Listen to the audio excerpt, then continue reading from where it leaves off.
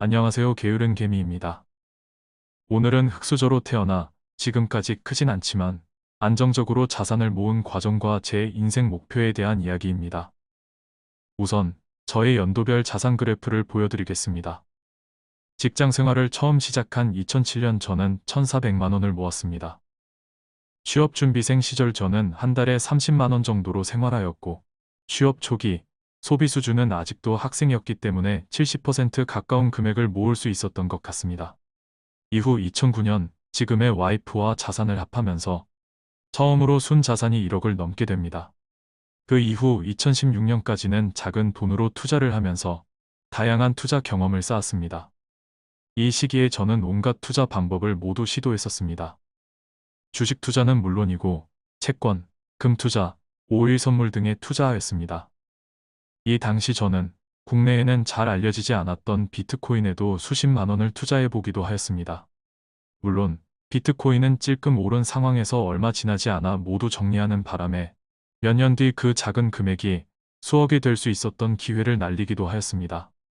주식 투자도 이 당시에는 어느 누구나 그렇듯 바이오, 유망 IT 기업 등에 투자하였고 초심자의 행운을 맛보기도 하였습니다. 반면에 다양한 방법으로 실패도 경험하였습니다.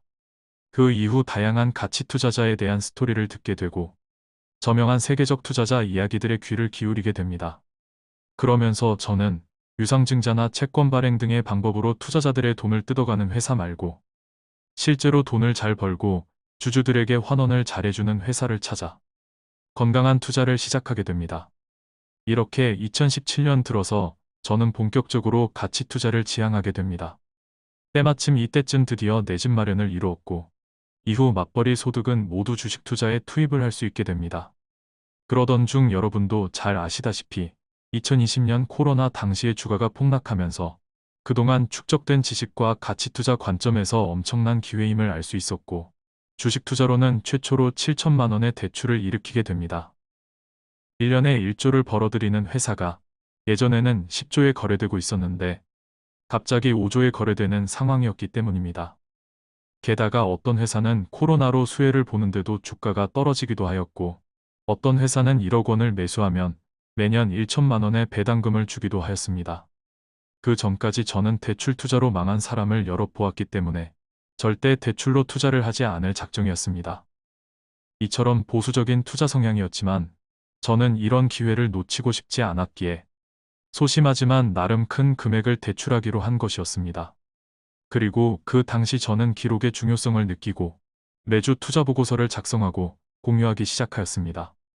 2년 7개월이 지났으니 제가 작성한 주간 투자 보고서만 150회가 넘는 듯 합니다. 그 결과 2020년과 2021년 2년간 엄청난 자산 증식을 이루게 됩니다. 물론 일부 가지고 있던 가상화폐도 폭등하였고 보유한 집값도 폭등하던 시기를 맞아서 이기도 합니다. 2022년 올해에는 주가도 지지부진하고 부동산과 가상화폐도 하락세를 맞으면서 자산이 작년보다 줄어들었습니다. 하지만 매년 벌어들이는 배당소득과 맞벌이 근로소득 덕분에 어느 정도 버티고는 있습니다. 다음은 제 자산의 연간 금액 및 증가율입니다.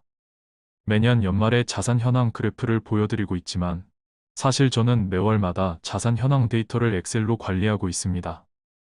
자산이 5억이 되기까지 11년이 소요되었는데 5억에서 10억이 되기까지는 4년밖에 소요되지 않았습니다. 맞벌이 소득이 커지는 이유도 있지만 가치 투자를 통해 안정적으로 차익을 실현하거나 투자한 금액이 배당을 낳고 받은 배당금으로 또다시 투자하면서 선순환 구조를 잘 만든 것 같습니다. 이제는 주식에서만 매년 세금을 제외하고 3천만 원의 배당금을 받게 되었습니다. 저는 작년에 저희 부부의 은퇴 목표를 세웠습니다. 바로 2030년까지 금융자산 20억을 달성하고 은퇴하는 것입니다. 21년 말 기준 저의 금융자산은 6.7억 원이었고 2030년까지 20억 원의 금융자산을 달성하기 위해서는 매년 12.9%의 증가가 필요했습니다. 그러기 위해서는 투자 수익과 근로소득의 꾸준한 증가가 필요했습니다. 물론 시간이 지날수록 투자 수익의 힘이 훨씬 중요해질 것입니다. 근로소득의 증가는 한계가 있기 때문입니다. 현재 현금 자산은 7.1억 원입니다. 올해 목표치는 7.6억 원이고 5천만 원의 추가 증가가 필요한 상황입니다.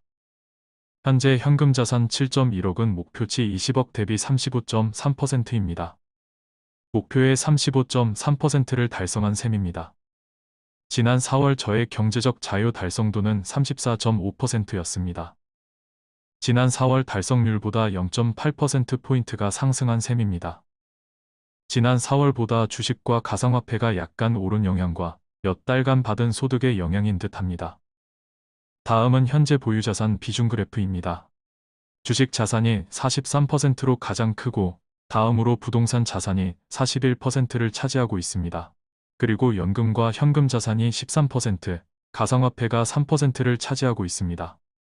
저는 앞으로 추가로 부동산을 구입할 계획은 없기 때문에 주식의 비중이 계속해서 늘어날 것으로 생각됩니다.